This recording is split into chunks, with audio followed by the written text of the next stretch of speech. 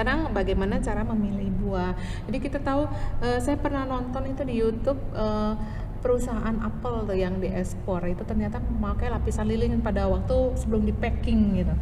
Sedangkan yang saya dengar dan baca adalah apel itu justru protein dan vitaminnya, bukan protein ya, vitaminnya banyaknya di kulit ya, pektinnya itu ya. Seratnya. Nah itu sebaiknya gimana cara memilih buah? Memilih buah akan lebih bagus kalau yang fresh, artinya yang tidak datang didatangkan dari jauh-jauh. Oh ya. Ya seperti itu. Tapi kalau misalnya di sini tersedianya yang didatangkan dari jauh-jauh dan itu kemungkinan ada lilin atau apa teknologi untuk bisa awet, ya kita kupas.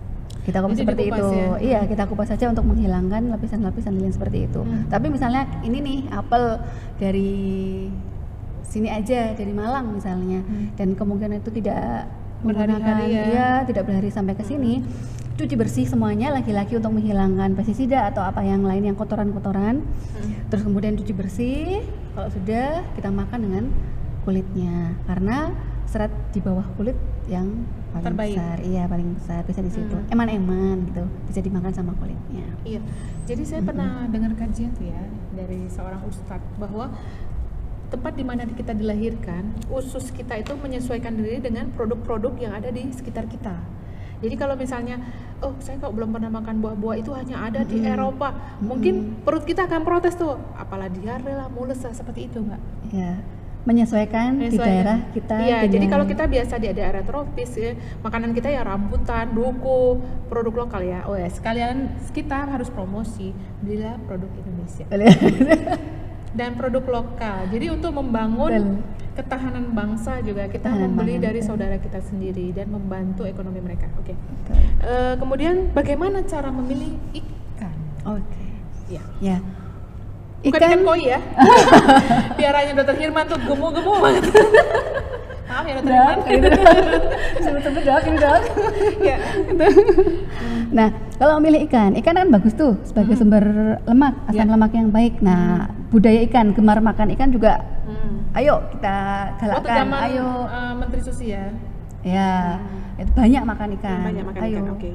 Di sini walaupun di pegunungan tidak ada salahnya kita itu gemar makan ikan. Tidak harus yang di laut, kan kita punya kolam sendiri. Ya, sungai. Ya, ada seperti itu. Terus kalau yang tidak punya empang, nggak punya kolam, bisa jauh beli dari sungai itu gimana? Beli kan? Nah, beli di pasar. Terus belinya yang seperti apa? Nah, pastikan akan lebih bagus kalau kita memastikan bisa beli dalam kondisi hidup ikan itu. Terbaik satu hidup.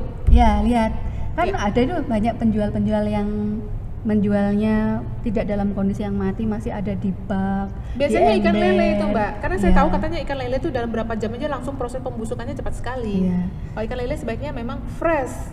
Tapi tidak hanya lele dokter, yang ikan nila juga banyak. Iya, ada di ember-ember, di bak-bak seperti itu. Tahu kalau memang itu masih hidup, masih bergerak lincah kemana-mana, sehat, itulah yang kita pilih. Tetapi kalau kita tidak bisa mengakses yang lihat yang hidup seperti itu, lihatlah ciri-cirinya. Matanya bagaimana? Masih segar tidak? Insangnya masih merah segar? Matanya putih apa merah? Matanya ya seperti mata ikan yang pada umumnya, menonjol, tidak lembek gitu. Bukan ya. Kayak mata kurang tidur ya merah. Terus. Aduh, menonjol kuat gitu, kelihatan segar. Terus kemudian lihat insangnya merah segar apa tidak. Lihat sisiknya. Sisiknya itu gimana? Masih kuat, kenyal? Apakah sudah mudah rontok? Kalau mudah rontok, berlendir berlebihan, iya, baunya ada bau busuk, bau yang tidak khas ikan, ada seperti formalinya. itu. Ya itu mendingan tidak usah. Ya. Iya, seperti itu. Kalau ikan laut itu kan karena kita jauh dari laut ya, mesti dia pakai proses transportasi yang cukup lama, mulai dari nelayan malam di tempat pelelangan ikan sampai ke pasar kita itu perlu waktu berjam-jam. Biasanya mereka diawetkan dengan es ya? Ya, es atau garam setahu saya itu. Es atau garam. Ya. Tapi tetap milihnya sama ya? Ya, ya lihat sama seperti itu. Kadang-kadang mungkin ada yang juga ditambahin formalin nggak sih? Enggak ya?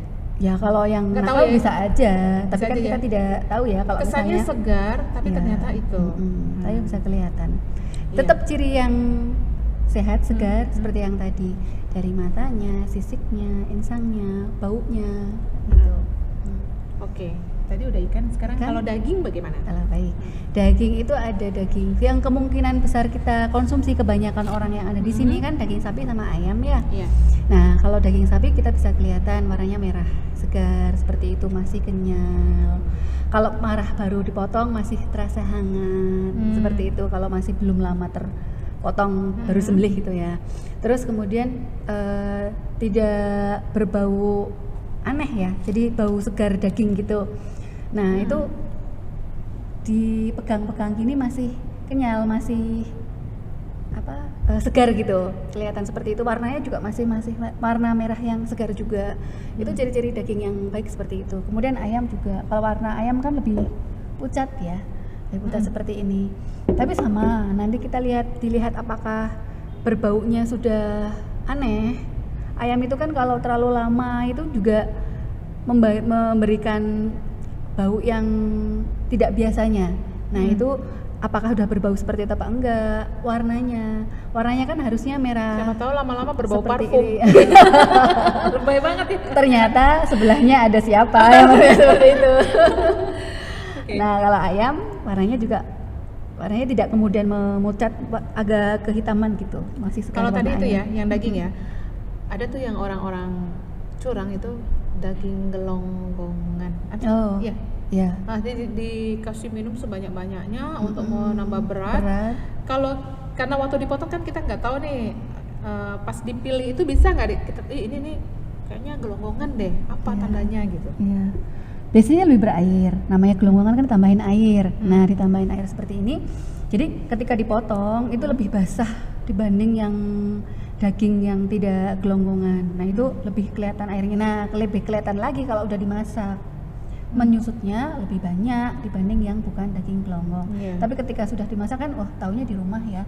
Nah, ketika di pasar milihnya kalau kelihatannya lebih basah, saya kok dagingnya kayak gini ya, lebih basah sekali seperti ini ya, ada kecurigaan itu bisa jadi daging gelonggong. Ya itu sebetulnya udem otot itu.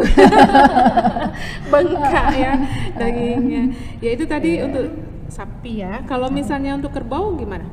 Kalau daging kerbau warnanya lebih tua dibanding daging sapi. Tapi merah juga? Warnanya merah lebih tua dan seratnya lebih besar dibanding daging sapi juga. Nah, melihat yaitu yang lain sama, ada bau yang tidak khas, kalau bau kan daging memang berbau ya, tapi baunya bau khas.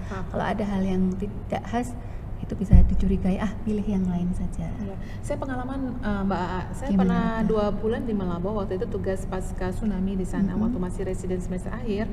Di sana itu sapi itu nggak laku. Kalau di Aceh itu masak segala sesuatunya pakai kerbau. Oh, begitu istimewanya di sana. Kalau di kita kerbau nggak laku ya. Kebanyakan sapinya. Kebanyakan sapi. Ya, oke, itu tadi tentang Kalau kerbau. saya doyan dua-duanya, dokter. Oh gitu ya.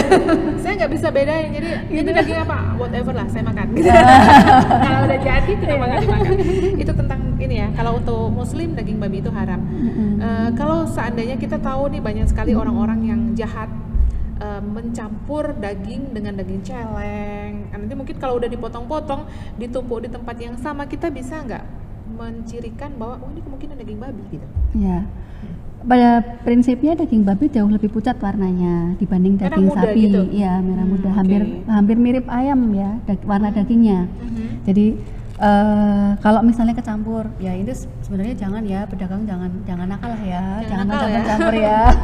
Dosanya udah tanggung ya. Jangan ya. Tapi kalau kita ragu sebagai pembeli, ragu apakah ini betul-betul daging sapi atau enggak, kita lihat aja warnanya sama apa enggak, sama-sama merah segar apa enggak, atau yang ini agak pucat. Kalau agak pucat ya mendingan kita ganti yang lain aja, pindah ke penjual yang lain aja yang bisa melihat warna seragamnya. Terus dari dibandingkan kan bisa nih, kalau misalnya udah ditumpuk-tumpuk, boleh kan namanya pembeli itu milih mana yang mau kita beli, ya ambil aja. Kalau ada curiga di bawahnya, walaupun di atasnya kok semuanya merah, tapi kok ada kelihatan tuh yang bawah ada yang warnanya merah pucat, tidak ada salahnya dibuka aja. Kalau yakin warnanya jauh lebih pucat dibanding daging sapi, mendingan kita tinggal aja, kita cari yang lain aja. Kalau bisa dipecat aja pedagang seperti itu ya. Besok jangan beli di situ lagi. Jadi memang kalau buat orang Islam itu untuk makanan itu ketat ya. Jadi tidak hanya proses mendapatkannya, jenisnya haram atau halal dari awal. Sesuatu yang awalnya halal pun bisa menjadi haram kalau itu pencurian, kemudian yang lain-lain lah ya. Oke, kita mau ngobrol tentang cemilan atau kudapan. Sebetulnya ada nggak sih namanya cemilan yang sehat? Ada. Kayak apa gimana itu? Contohnya? Buah sih saya namanya nggak ngemil ya. Ngemil tuh kalau gambaran saya tuh mesti snack jajan pasar, goreng-goreng, kletik-kletik, kerupuk-kerupuk gitu. Iya gitu ya. Ini saya udah bawa ini dan kami membuat seperti ini. Jadi ada makan pagi, makan selingan. Nah di bawahnya ini selingannya dalam bentuk buah. Jadi selingan yang sehat, kudapannya dalam bentuk buah. Jadi terus kapan makan buah. jajanan pasarnya? Boleh. Jadi misalnya katakanlah saya menginginkan untuk makan selingan, bisa katakanlah pagi mau pagi kan lagi enak nih ada jajanan cemil itu kan biasanya pagi, sorenya malah suruh nggak ada. Saya pagi dulu nggak apa-apa, nanti yang sore baru buah. Tetapi kalau misalnya kita memang tidak makan kudapan atau cemilan, saya ini suka nih, kebiasaan saya itu makan kudapan. Nah itu porsi makan yang sehari tadi pagi itu atau siang itu ya jangan kebanyakan gitu. Misalnya dokter itu kalau makan kudapan seberapa banyak? Saya sebetulnya jarang ngemil ya karena waktunya nggak ada. Aduh sombong banget. Misalnya kalau ada bisa seberapa banyak nih?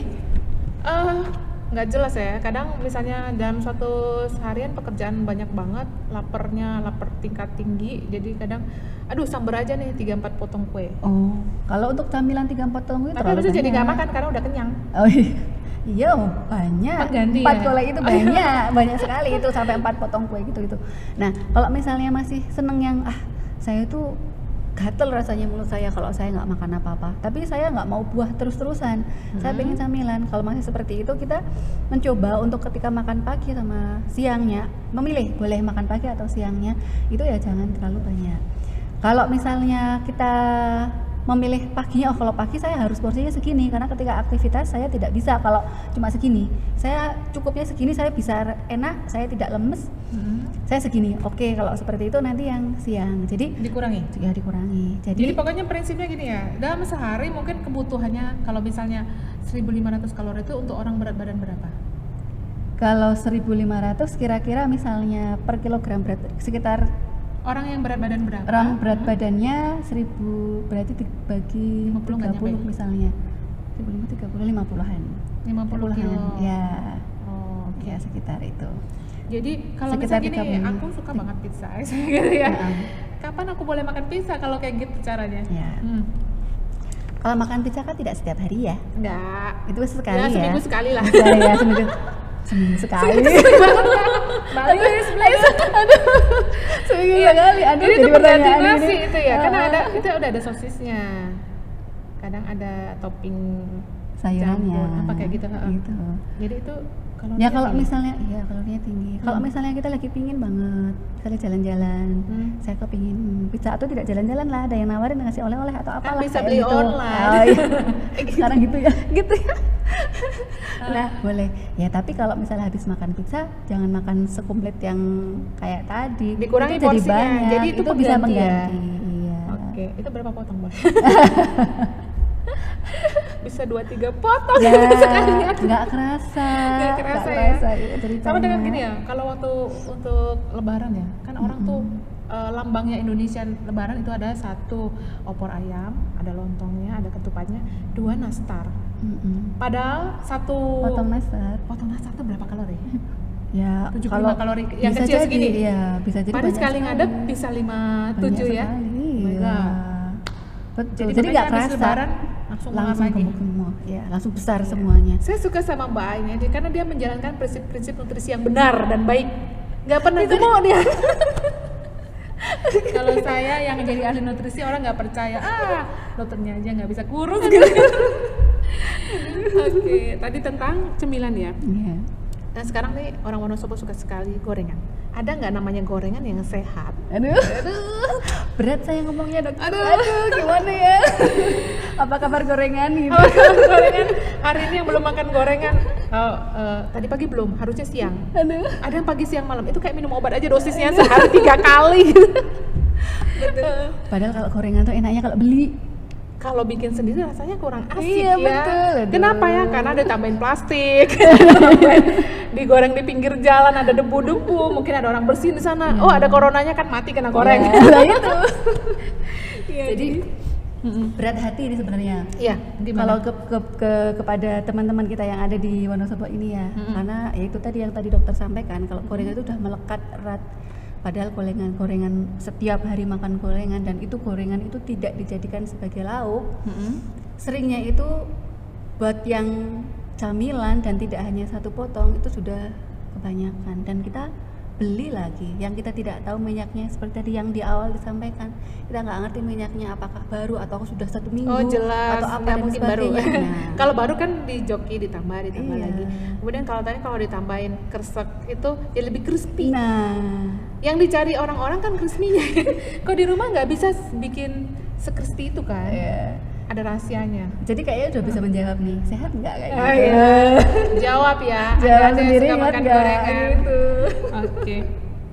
Kemudian ini ya, kalau untuk itu kan ada pilihan minyak-minyak ya. Minyak kelapa sawit, minyak zaitun, minyak biji bunga matahari, itu ada level yang terbaik yang mana? Ya, jadi kalau minyak-minyak yang tadi dokter sampaikan seperti itu, kalau minyak biji matahari ya seperti itulah, itu akan lebih bagus kalau tidak untuk menggoreng. Jadi untuk Jadi apa? bisa untuk tambahan dressing ya istilahnya ya. Jadi Oh, itu untuk buat salad itu ya? Iya, bisa nambahin seperti itu. Itu kan bagus itu kalau misalnya untuk menggoreng, otomatis namanya menggoreng tidak mungkin sedikit ya. Namanya menggoreng itu kan bahan dimasukkan, minyaknya pasti banyak. Nah, itu sudah rusak duluan. Jadi titik asapnya itu sudah kena duluan dan kalau titik asapnya rendah sudah keluar Titik-titik gitu ya? Iya, jadi kelihatan asapnya mulai kalau minyak dimasukkan ke wajan, dimasukkan api, itu kan kalau panas sudah kadang-kadang sampai ke asapnya kelihatan seperti itu atau misalnya tidak seperti itu minyak zaitun sayang karena ketika seperti itu udah rusak. Padahal Dan minyak zaitun itu mahal banget. Iya, dan rusak. Dan manfaat dari minyak zaitun apa coba? Jadi kita hilang kita kan mencari asam lemak tak jenuhnya kan, jadi rusak. Nah, akan lebih baik kalau misalnya minyak biji matahari seperti itu dijadikan dressing. Itu Tapi saya nggak suka masakan. salad ya. Oh, iya, Jadi itu gitu kan ya. lidah-lidah Eropa. Saya lidahnya lidah kampung. Ada saladnya Indonesia. Apa tuh? Betul. Pecel. Saya suka kalau. Tapi kacangnya gimana? Kacangnya kan digoreng juga. Ya, kita coba lagi-lagi memang kita akan lebih enak kalau kita bikin sendiri. Syukur-syukur ada yang menyediakan yang sehat-sehat ya, tapi masih jarang yang biasa ya. Jarang ada. Ya. Itu restoran enak, bukan restoran sehat. Iya. Lah kalau biar tidak banyak minyaknya, kalau mau bikin bumbu pecel dan seperti itu bisa disangrai. Oh gitu. Jadi nggak usah pakai minyak. Ya? Iya, kalau kita misalnya mencoba nih, saya mau coba minyaknya untuk keseharian saya harus saya kurangi banget nih agar saya bisa sehat, jantung saya sehat seperti itu. Saya mau bikin bumbu kacang sendiri. Nah, itu alternatifnya kacang tanahnya ini bisa dengan cara disangrai. Disangrai itu kan tidak menggunakan minyak. Iya. Kita coba seperti itu. Nggak disangrai pakai pasir ya? Pakai pasir juga sehat. Kalau kacang dipakai pasir agak susah milih-milihnya nanti ya. Iya, nanti yang dimakan pasirnya. Nah, itu agak susah milih. Di akhir-akhirnya kan milihnya aduh sama-sama kecilnya Iya. banyak gitu. Kalau iklan nih Mbak, Dalam. minyak ini adalah bebas kolesterol. Bukannya memang minyak dari bahan nabati itu namanya Iya. non kolesterol semua Iya, ya. iya. Ini sebenarnya tidak ada minyak yang kolesterol, memang Iya, tidak ada ya. betul. Tetapi dia kalau melalui penggorengan lebih dari 3 kali Berkali-kali, iya. mempunyai efek karsinogenik ya. Betul. Angka Jadi- persudanya besar dan itu sudah rusak. Makanya tadi disarankan kalau minyak digunakan idealnya adalah maksimal 2 2 kali. kali. Atau Gitu. ya kalau makan yang baik cuma yang jadi prinsip begini, kalau yang pakai berendam di dalam minyak itu kurang sehat ya. Iya. Jadi yang boleh yang tumis, paling tumis kan cuma 2 sendok. Sedikit-sedikit, Itu masih oke, iya. masih bisa ditolerir sebagai gizi yang sehat ya. Iya. Dan biasanya kalau menumis itu kan minyaknya cuma sedikit, menumisnya untuk satu keluarga. Iya. Akhirnya yang masuk ke dalam tubuh kita per masing-masing orangnya lebih sedikit lagi. Lebih sedikit lagi, oke. Nah sekarang kita mengenai jajanan nih, yang namanya fast food. Sebetulnya definisi yang fast food itu apa sih? Kan kalau misalnya orang apalagi ya, misalnya di Jakarta, tapi sekarang di luar musim corona ya, pemirsa. Itu kalau jam makan siang itu namanya gitu di suatu tempat itu bisa sampai overload gitu, orang sampai antri-antri membeli gitu. Kan itu fast food ya. Iya. kan enak. Iya. Nggak sehatnya itu di mana? Iya. Lagi-lagi gorengan lagi. Karena dia fried, Deep frying. deep frying itu artinya apa? Iya. Sampai crispy banget. Ya, minyaknya banyak, menggunakan Minyaknya banyak. Ya, jadi menggoreng dengan menggunakan minyak yang banyak. Ya, dari hasilnya memang bagus. Tapi lagi-lagi asupan lemaknya kita harus mikir-mikir lagi. Seberapa banyak asupan lemaknya? Padahal di dalam gizi seimbang kita harus betul-betul membatasi asupan minyak selain garam Kalau dan misalnya gula. gini, oke deh, kalau misalnya itu dia suka misalnya makan paha yang dada yang besar gitu ya. Ini kan kalorinya banyak nih, saya nggak usah pakai nasi, pakai itu aja, boleh? Ya tidak seimbang, sama aja itu kayaknya ya. Jadi Jawabannya cuma jawaban hanya geser-geser ya? kepengin, jawabannya kepengin saya pengen makan ini Kan aja saya lah. mewakili Iya. Iya, misalnya. Nah, gini, oke lah, saya nggak usah pakai nasi nggak bu? Nggak usah pakai nasi, itu Pakai kentang aja. Kentang goreng. Enak banget ya. Iya. Sama berarti aja. udah sehat ya. Iya, sama aja. Pakai nasi pakai kentang aja lah. Iya. Kurang-kurangi. Oke, sekarang saya ingin tanya itu mengenai cara masak yang terbaik itu seperti apa? Kita tahu ada cara masak, ada yang digoreng, ada yang dikukus, ada yang dipepes, ada yang disangrai. Mulai dari yang terbaik yang mana, Mbak? Ya, kalau misalnya kita mau mencoba untuk mengambil manfaat dari nilai gizinya, yang pertama adalah sayuran segar atau buah segar atau yang masih segar. Otomatis yang kita tidak terbiasa mentah-mentah seperti ini nanti dimasak ya. Tapi kalau misalnya buah dan sayuran, kalau bisa dimakan mentah, dimakan lalapan, makanlah. Untuk mengurangi yang efek-efek tidak baiknya, yaitu tadi dicuci dengan menggunakan air yang mengalir. Berarti itu ya orang Jawa Barat itu sehat-sehat ya? Karena Ya, mereka bisa. suka makan lalapan. Ya, asal tidak tambahannya kayak di sini. Oh, iya. Lalapan ada tempe kemul. Ada tahu kemul dan Gitu. teman-teman. Oke. Terus kemudian dikukus atau direbus. Kukus. Terus ya dikukus, rebus, ditumis. Kemudian ya terus digoreng masih bisa. Sarannya tadi ya maksimal hanya 2 kali penggoreng. Terus Oke. dibakar. Sate gitu. Ya. Jadi itu paling nggak sehat. Iya, karena kita tahu semuanya kalau misalnya dibakar mengandung zat karsinogenik. Jadi Iya, yang dari jangan bakaran sering-sering. kayu atau batok yang itu ya. Tapi kan yang enak yang itu ya pemirsa. Iya. Saya temennya banyak loh. Masih mereka protes. Aduh, masa nggak boleh. Tapi memang waktu zaman H5N1 filosofi burung itu memang salah satu sarannya kalau terjadi outbreak flu burung lagi, jangan pernah makan sate karena itu daging tidak matang. Jadi jangan ambil resiko. Iya. Oke. Nah, sekarang misalnya gini, kita tuh makanan Indonesia Rayanya jajanan itu kan ada soto, bakso, somai. Supaya kalau kita sekali-sekali kan bosan juga mungkin di rumah ya, kita sama family mungkin pas weekend itu yuk kita jajan bakso supaya menjadi bakso itu sehat, seperti apa sih? Ada order tertentu nggak ke tukang baksonya? Boleh, sebenarnya pembeli itu boleh kok. Uh-uh. Dan penjual itu saya pikir juga pasti senang-senang aja melayani keinginan pelanggannya. Iya. Jadi misalnya saya ke nasi goreng atau bakso, Iya. saya ke bakso misalnya lah. Saya ke bakso itu kebiasaan di sini itu kan ada tambahan sawinya. Ada yang suka menambahkan toge. Nah, terus di situ juga ada mie-nya. Di situ juga ada baksonya. Di situ juga ada tahunya. Ada sambelnya? Ada sambelnya. Itu yang bikin enak ya. Itu bikin enak ya. Jadi kalau misalnya mau milih agar kita Sehat, mengganti bakso makan yang siang. sehat. Misalnya makan siang. Satu, jangan minta garam terlalu banyak, kan batasi gula, garam dan minyak. Jangan minta terlalu banyak garam. Micin juga? Ya, termasuk itu. Terus kemudian yang kedua, mintalah sawi lebih banyak dari biasanya. Mungkin biasanya kalau sawi pupuk hanya sedikit. Bilang aja, Pak, saya minta ditambahin sawinya. Dibanyakin. Boleh. Terus kemudian atau misalnya ada togenya, saya mau minta tambahan toge, apakah boleh? Boleh. Saya yakin penjualnya dengan senang hati memberikannya. Oke. Nasi goreng. Saya tahu nih misalnya mau jajanan malam-malam, saya mau bikin nasi goreng.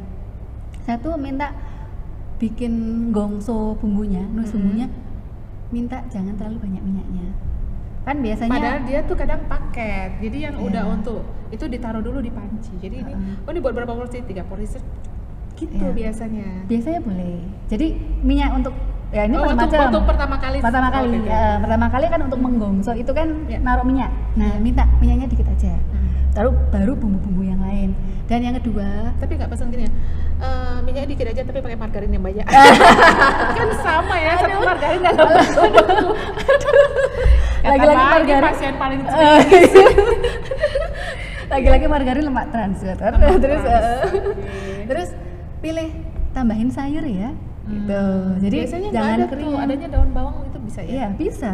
Biasanya kan kalau penjual nasi goreng itu kan ada nasi goreng, ada mie kol, goreng, bihun goreng, ada kwitiau biasanya satu paket ini.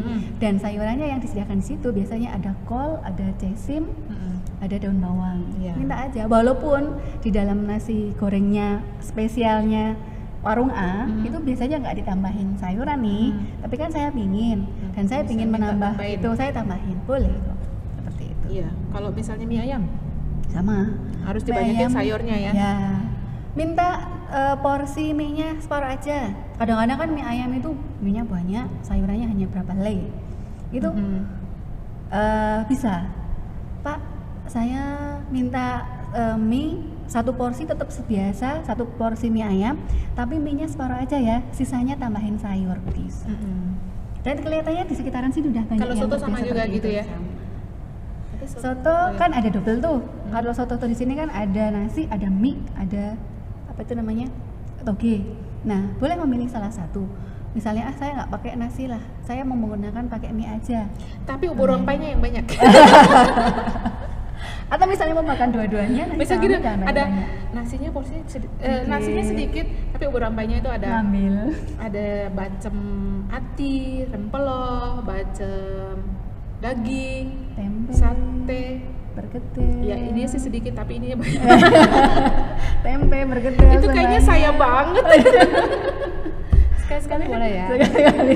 But not every day. Hitung-hitung nggak, dihitung-hitung. Oke lah, ini yang terakhir. Biasa kalau kita makan di restoran tuh kita tanyain mau minum apa Bu?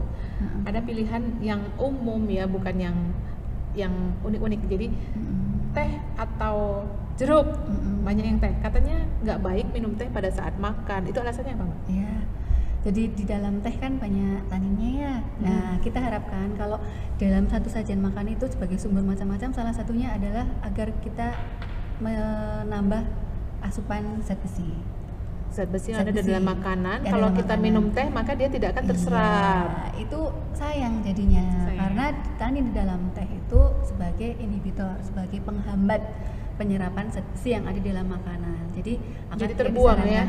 Kalau memilih habis makan di luar apa dan sebagainya, minumnya apa? Jeruk aja. Apa-apa. Dan kalau bisa jangan pakai gula. Jadi jeruk kecut gitu. Enak kok. Ini kayaknya karena pembiasaan aja ya. Iya. Oke, ada yang perlu disampaikan dan saya ingin Mbak AA bikin quote-nya. Jadi kita udah dengarkan pembicaraan ini, saya harap dari awal sampai akhir supaya Anda mendapat manfaat yang bisa diambil. Kalau sudah ngobrol dengan Mbak ini, saya jadi merasa lebih banyak berdosa karena saya banyak sekali melanggar nutrisi yang seimbang. Berarti nutrisi saya nggak imbang banget. Bukan cuma saya, Anda juga pemirsa, saya yakin Anda sama dengan saya. Oke, tolong kasih quote-nya Mbak sebelum kita tutup ya. Ya, gizi seimbang dengan 4 pilar gizi seimbang. Yang pertama adalah penganeka-ragaman makanan. Yang kedua adalah pembiasaan berlaku hidup bersih dan sehat. Jadi jangan lupa selalu cuci tangan sebelum dan sudah makan. Dan yang ketiga adalah melakukan aktivitas fisik. Jangan lupa sekitar 30 menit aktivitas fisiknya. Yang keempat adalah mempertahankan dan memantau berat badan normal. 4 pilar gizi seimbang ini jangan lupa ya untuk dilaksanakan setiap hari. Terus sebaiknya sarapan itu harus sarapan ya sebaiknya? Iya. Kalau nggak sarapan gimana? Iya. Harapannya ketika sarapan kita menjadi tidak lemah, kita bisa beraktivitas lebih segar, lebih punya tenaga, lebih punya energi untuk beraktivitas seharian. Nah, kalau dengan sarapan kita bisa memenuhi kebutuhan itu. Tapi kalau tidak sarapan, kalau misalnya tidak sarapan kemudian kita lapar, kalau menahan diri untuk sampai betul-betul lapar, itu cenderung makannya jadi banyak, jauh lebih banyak. Jadi over ya? Iya, dan apa saja dimakan karena lapar. Tapi kalau sudah terbiasa menggunakan sarapan, teratur makannya, itu biasanya sudah tertata. Kemudian ini Mbak, untuk air putihnya seberapa banyak? Minimal 8 gelas per hari. 8 untuk sampai 12 tergantung juga ya. Betul. Berat badannya berapa dulu? Kalau beratnya badan 30, 12 gelas ya kepuyuh-puyuh. Betul. Jadi sekitar, ini umum ya, pada umumnya sekitar yang disampaikan itu untuk berat badan berapa kilo? Sekitar 50-an kilo. 8 sampai 12 gelas per hari. Jadi 1,5 sampai 2 liter. Iya. Oke. Tadi kan kalau misalnya apa tadi harus timbang berat badan. Kadang-kadang suka ada yang lainnya. Ini timbangan salah kali. Yang salah timbangannya nih. Yang bukan salah saya. timbangannya bukan saya. Kayaknya saya makanya udah dikurangi kok beratnya nambah sekilo, nih timbangannya jelek ya. Iya. Oke, itu tadi yang disampaikan mengenai nutrisi yang baik dan seimbang. Saya juga terima kasih sekali Mbak. Saya dapat Sama-sama, banyak Tante. sekali ilmu tentang gizi yang Mbak belajar selama 10 semester ya. Itu fakultasnya fakultas apa namanya? Gizi. Kalau jurusannya gizi. Jurusan gizi itu Iya. bisa sekolah di mana aja? Di Stikes atau apa? Iya, sudah banyak sekarang. Mhm. Ada di Undip, di UGM, di Stikes Itu juga bagian ada dari yang- fakultas kedokteran. Biasanya begitu. Oke gitu. Jadi Masuk ke dalam Stikes juga fakultas bisa kedokteran, jurusannya di gizi kesehatan. gizi. Itu berapa semester nih Mbak? Sekolahnya? 4 sampai 5 4 berapa? 4 sampai 5 tahun? Iya. Berarti programnya sekitar 8 semester. 8 semester. S1 pada umumnya, ya. Ada D3 juga ya? Ada di 3 juga. Iya, jadi adik-adik tamat SMA mungkin seperti yang sebelumnya saya sempat menyampaikan, biasanya anak kecil kalau ditanya selalu ingin jadi tentara, jadi polisi, jadi pilot, jadi dokter, tapi nggak ada yang bilang ingin jadi ahli gizi. Kebutuhan ahli gizi kita masih banyak ya Mbak ya? Masih. Dan bisa bekerja di banyak tempat ya? Betul. Oke, jadi ada tamat SMA mungkin masih bingung, bisa ini menjadi salah satu pilihan ingin menjadi ahli gizi, gitu ya? Ya. Ada lagi yang mau disampaikan? Iya. Mungkin itu sebenarnya ahli gizi itu dekat dengan kebutuhan Karena kita. tiap hari Iya, kita karena perlu tiap ya. hari kita perlukan, ya. Hmm. Jadi harapannya itu bisa memberikan manfaat untuk bisa hidup sehat, Oke. bisa hidup lebih optimal. Gitu. Iya. Jadi pemirsa, untuk pertemuan pertama dengan ahli gizi ini kita secara umum dulu. Next kita akan membahas per penyakit, insya Allah ya. Mungkin sama Mbak A, mungkin sama asistennya Mbak A atau teman-teman Mbak A yang lainnya. Oke, saya kira demikian. Jangan lupa subscribe, like, and share ke grup-grup yang Anda punya agar bisa mendapat manfaat dari apa yang kita perbincangkan siang ini. Saya tutup dengan wabillahi taufiq wal hidayah. Wassalamualaikum warahmatullahi wabarakatuh. Waalaikumsalam warahmatullahi wabarakatuh. Salam safety.